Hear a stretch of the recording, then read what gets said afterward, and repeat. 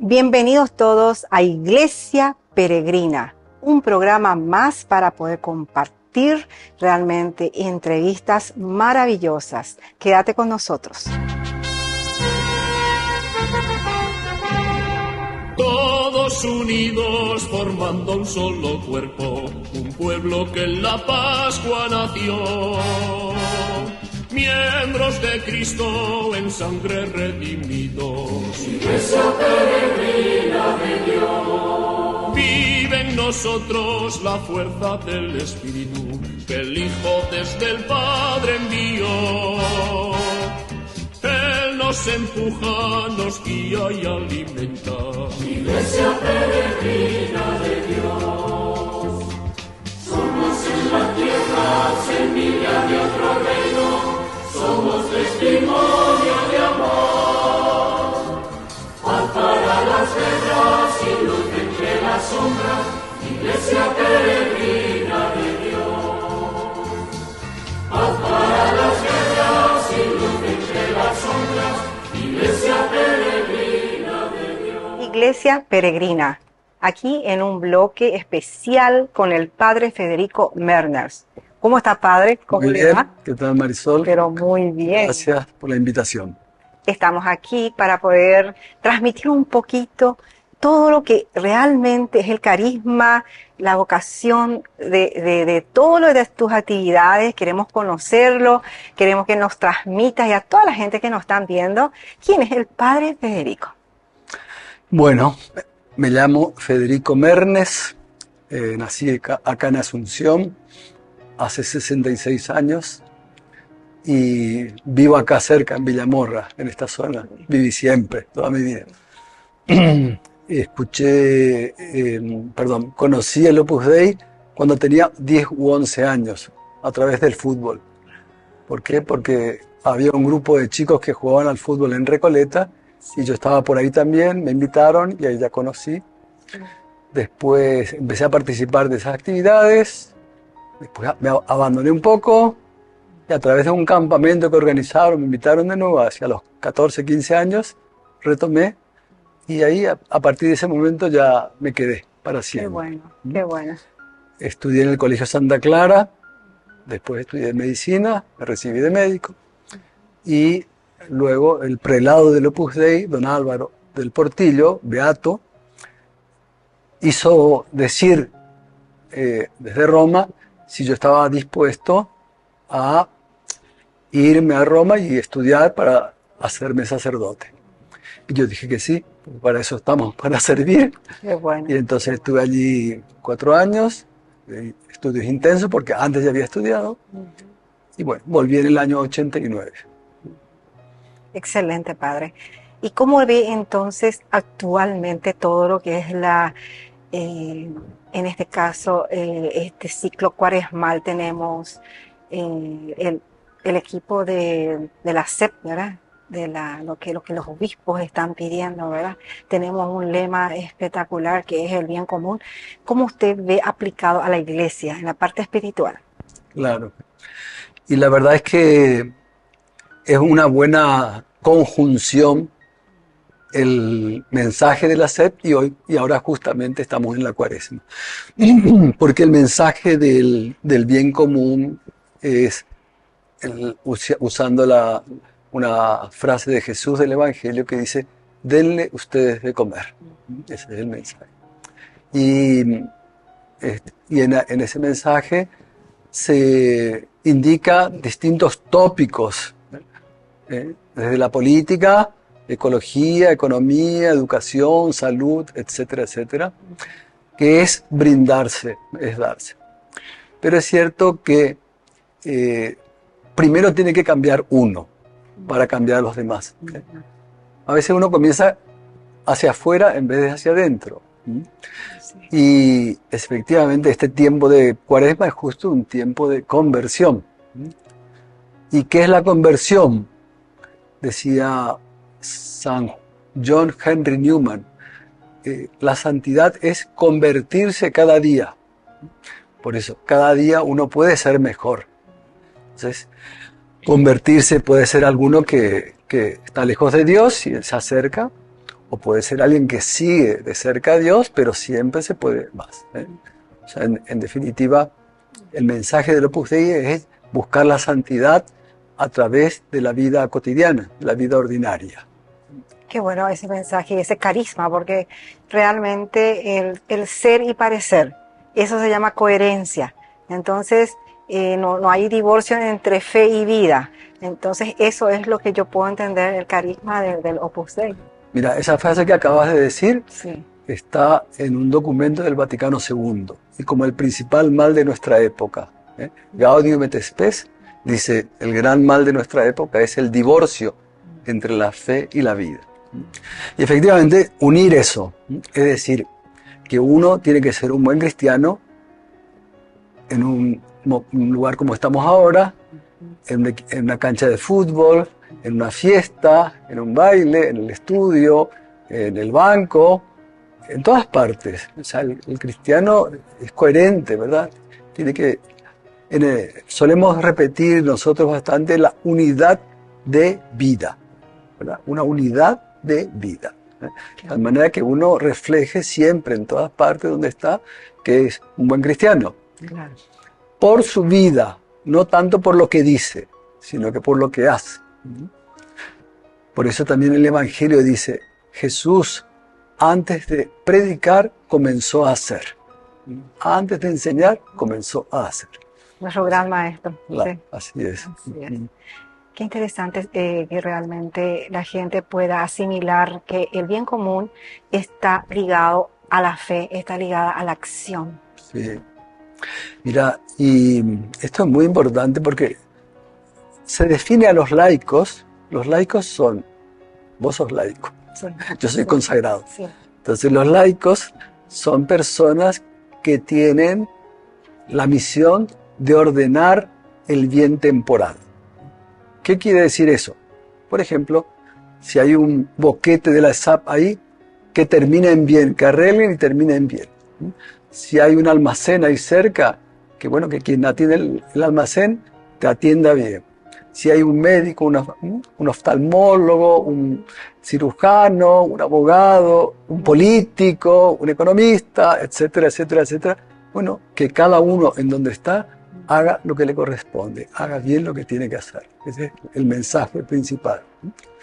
Y bueno, ahora hay más de 90.000 personas del Opus Dei que en todo el mundo que procuran hacer eso en su lugar. Hay muchas familias, así que, bueno, de hecho, por ejemplo, ya están en proceso de canonización, es decir, que la Iglesia está estudiando dos matrimonios del Opus Dei. Qué bueno.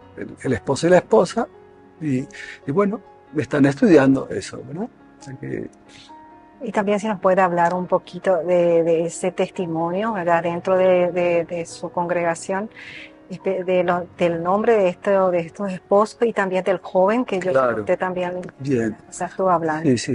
El matrimonio, uno es Tomás y Paquita.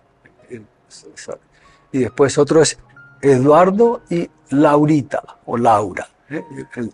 Eduardo era médico y sacó adelante la Facultad de Medicina en la Universidad de Navarra. La hermana de Eduardo se llama Guadalupe. Ella se entregó a Dios en el Opus Dei totalmente y fue química, de las primeras químicas de España. Y ahora ya es beata. Qué bueno. O sea que si después se confirma un milagro, ya va a ser santa. Qué maravilla. Qué Fue bueno. beatificada en el 2019, o sea que hace poco. Y hay un muchacho que se llama Pedro Ballester, que de familias cristianas, los padres eran del Opus Dei, eran 3 hermanos, por motivo de trabajo vivían en Inglaterra y ahí nacieron. Y él fue creciendo allí, conoció el Opus Dei, pidió la admisión al Opus Dei como numerario, es decir, célibe. Y era un muchacho muy alegre, tenía muchos amigos, se preocupaba mucho de la gente. Y empezó a estudiar química, también ingeniería química. y, y a los 18 años se le descubrió un cáncer. Entonces, bueno, vivió 3 años, 18 hasta los 21. Y bueno, fue su lucha y su alegría. O sea, todos los testimonios de esa época comentan que él estaba siempre muy alegre y más que contarle sus cosas, le preguntaba al que venía qué tal sus cosas. Y hablaba. Entonces, ese testimonio de un dolor, un gran sufrimiento. Por ejemplo, un día está con su mamá y le dice, qué bueno la morfina, porque hoy es el primer día en todo el año que no me duele nada. O sea, quiere decir que tenía 364 días con dolor y él estaba siempre sonriente. Por eso enseguida se difundió su fama de santidad y el cardenal, un cardenal inglés que vive en Roma, vino para su funeral. Y estuvieron 30 sacerdotes presentes y la iglesia estaba llena. Bueno. Los padres decían, ¿de dónde tanto? Y bueno, influyó muchísimo. Por eso puede ser un lindo ejemplo para los jóvenes de que vale la pena la vida de entrega a Dios, que Dios llena plenamente nuestro corazón. Para conocer un poquito más también de su fundador, si nos puede hablar un poquito. Muy bien. San José María Escrivá de Balaguer, un sacerdote español que fundó el Opus Dei en 1928 y bueno, difundir este tema, este es el mensaje de la santificación en la vida ordinaria. Uno ahora lo escucha y le parece muy bien, pero en 1928 era casi una herejía. Entonces, los santos podían ser los sacerdotes, las monjas, pero un laico que sea santo, no, era impensable. Entonces tuvo que batallar para ir extendiendo este mensaje. Y se rodeó de jóvenes, de estudiantes, y poco a poco, bueno, se acercaron más al Opus Dei, hombres y mujeres también. Y bueno, así fue extendiéndose cada vez más. Y vivió hasta el año 75, 1975 falleció, el 26 de junio, y fue beatificado en 1992 por Juan Pablo II y canonizado, declarado santo en el 2002, el 6 de octubre del 2002. Y provenía de una familia muy cristiana, sus padres eran muy buenos, eran 6 hermanos, tuvo muchas pruebas, fallecieron 3 hermanas al hilo, después la familia se fue a la bancarrota, entonces tuvieron que achicarse, y luego después él, como sacerdote, tenía también que ayudar a su mamá y a su hermana y a su hermanito, o sea que fue una vida muy sacrificada, ¿no? Tuvo enfermedades, pero siempre veía con buen humor todas las cosas. Repetía mucho una frase de San Pablo, decía que todo es para bien de los que aman a Dios, de la carta a los romanos. O sea, todo, también esas cosas que parecen malas son buenas. Y yo creo que este es un mensaje muy importante para incorporar a la vida, de que realmente todo lo que pasa, Dios sabe sacar grandes bienes de grandes males. Así es, Padre. Qué bueno, entonces nosotros tenemos este espacio de Iglesia Peregrina, está abierto para que podamos hacer conocer, y yo sé que el fundador, ¿verdad? Realmente impartió muchísimas enseñanzas, predicaciones, reflexiones, y está abierto para que ustedes puedan exponer en este lugar, porque realmente es abarcante. Muchísima gente lo ve. Sí. Entonces, si usted quiere ir haciendo conocer, ¿verdad? Claro. Le brindamos este espacio cuando Muy quiera. bien. Por ejemplo, él decía, soy escribá, su apellido, Sí. y escribo mucho. Sí, Y bueno, tiene sí, bastantes libros de sus sí. reflexiones y de su predicación. Y están todos en internet, se puede acceder con escribá.org, es el sitio. Y ahí uno puede leer Caminos, Surcos, Forjas, Cristo que pasa. Ahora que estamos en Cuaresma, por ejemplo, el Vía Crucis, que tiene una reflexión suya y después unos pensamientos muy lindos. Efectivamente, vale la pena buscar ese sitio. Sí, sí, qué bueno. Estamos entonces invitados a entrar en ese espacio y por lo tanto le agradecemos muchísimo al Padre Federico por estar aquí con nosotros y le esperamos siempre, Padre. Muy bien, muy agradecido también por invitarme y ya será en otra oportunidad, sin ningún problema. Todos unidos formando un solo cuerpo, un pueblo que en la Pascua nació. Miembros de Cristo en sangre redimidos. Iglesia peregrina de Dios. Cada viernes durante la Cuaresma será habitual ver al Papa y a los responsables de la Curia oír meditaciones como esta. Oggi viviamo in un tempo in cui la parola peccato sembra quasi scomparsa un po' dal nostro modo di pensare e anche di parlare. Nella coscienza comune, talvolta anche nella vita della Chiesa, tutto viene spiegato come fragilità, ferita, limite, condizionamento. E quando ancora si parla di peccato lo si riduce magari a un errore, a una debolezza. El encargado de predicar estas meditaciones es el padre Roberto Pasolini, que en una de ellas reflexionó sobre la naturaleza del pecado como algo que separa al hombre de sí mismo y le impide llegar a Dios. En otra habló de la paradoja de la fraternidad como lugar donde curiosamente a veces es donde no hay ni refugio ni paz, pero al mismo tiempo se convierte en un espacio que ayuda a ir a las profundidades del corazón. Esta es una de las prácticas habituales que se realizan en el Vaticano para preparar la Semana Santa. Otras son los ejercicios espirituales. La Curia y el Papa lo suelen hacer al comenzar la Cuaresma. Este año tuvieron lugar en la Capilla Paolina.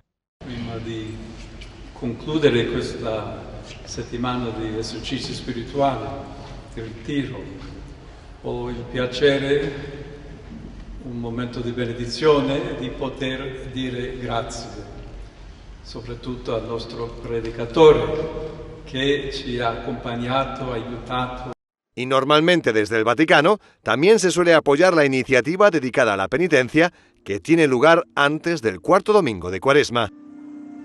Amigos, apoyemos al primer canal católico del país, Ñande Yarañe. Aquí nosotros les presentamos el QR.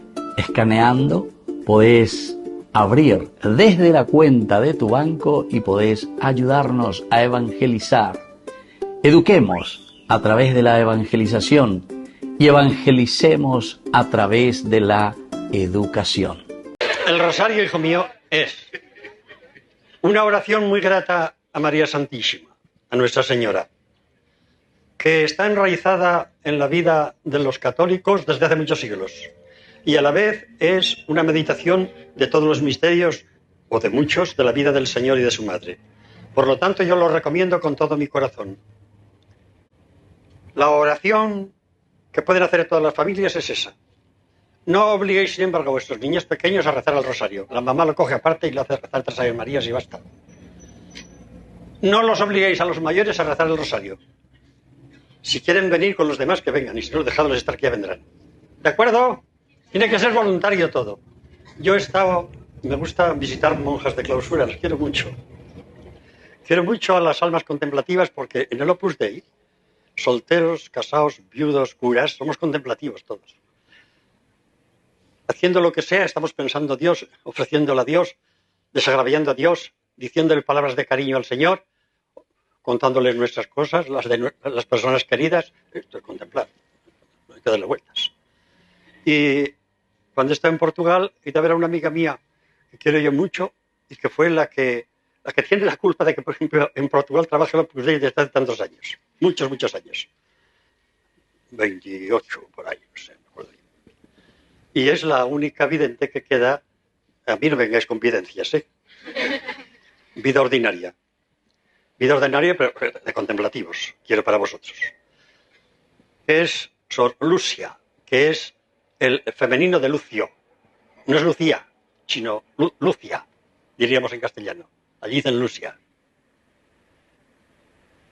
Y daba alegría oírle hablar del rosario a ella. No decía nada nuevo, nada nuevo.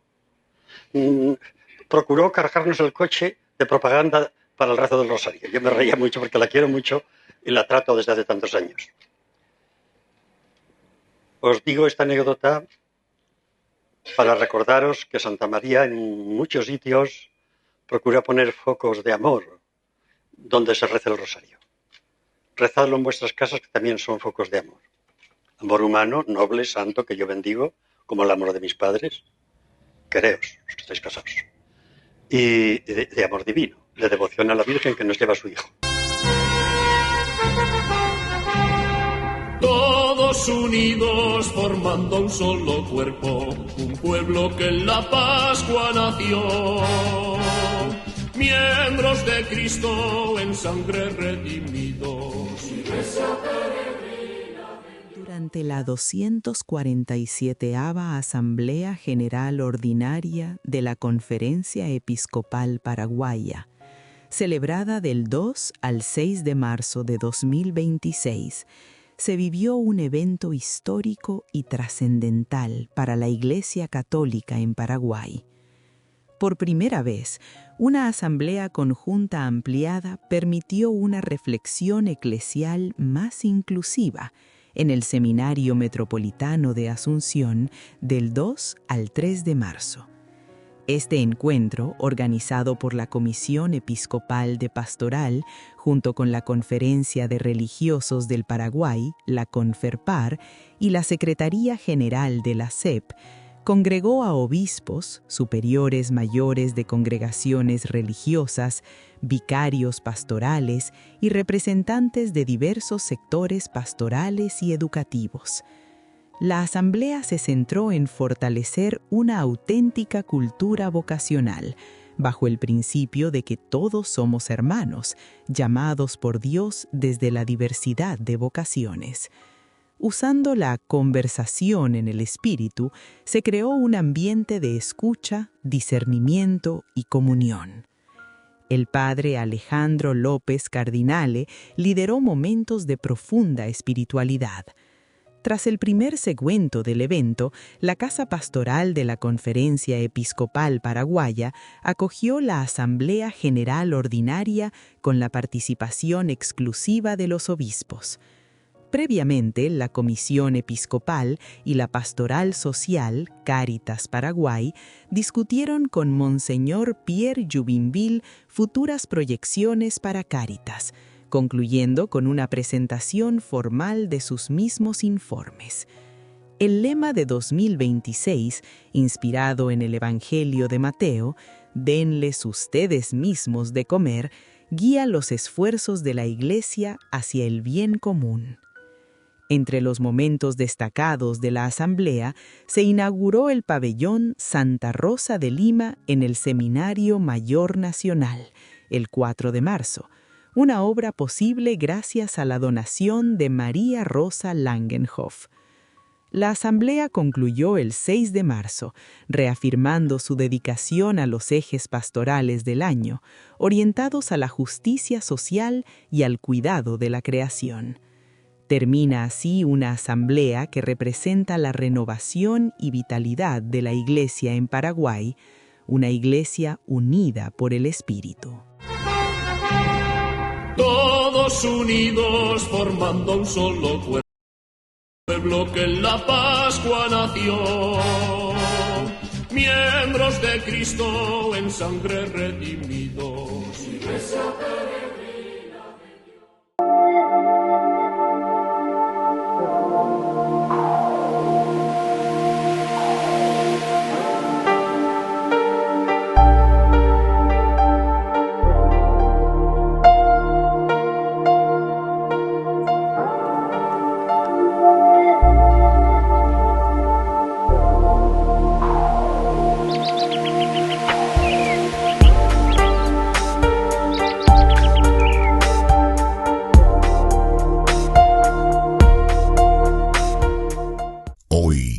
Más que nunca, la vida nos necesita.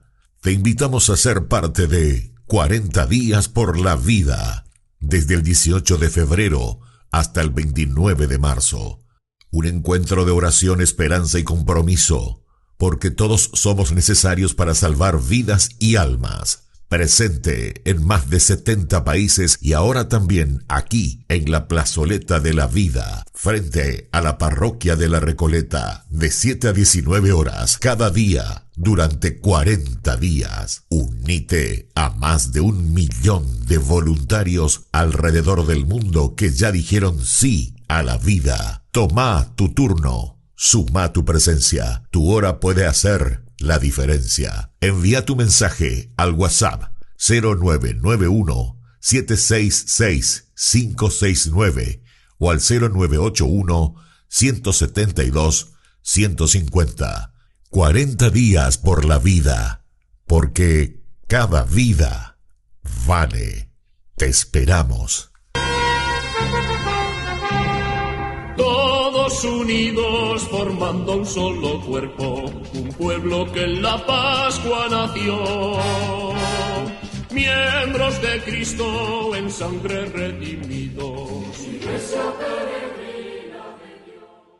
Concluimos un programa más de Iglesia Peregrina. Hemos aprendido muchísimo con todos los mensajes que nos ha dejado el Padre Federico Merners. Por lo tanto, llevemos y apliquemos a nuestra vida, especialmente en nuestras comunidades eclesiales. Por lo tanto, dispongámonos para orar esa oración maravillosa del bien común. Vamos a orar la oración del bien común.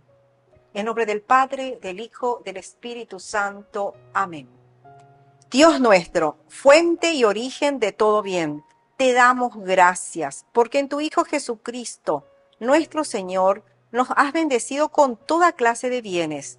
Ayúdanos a promover el bien común, a impulsar una educación y salud integral, a garantizar tierra, techo y trabajo para todos, a ser constructores de una sociedad justa y fraterna, para que, inspirados por tu Espíritu Santo, asidos a la fracción del pan y a la enseñanza de los apóstoles, seamos reconocidos como verdaderos discípulos de tu Hijo, viviendo el mandamiento de su amor, el que vive y reina por los siglos de los siglos. Amén.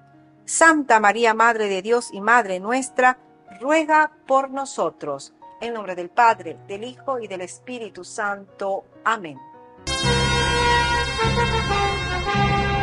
Todos unidos formando un solo cuerpo, un pueblo que en la Pascua nació. Miembros de Cristo en sangre redimidos. Iglesia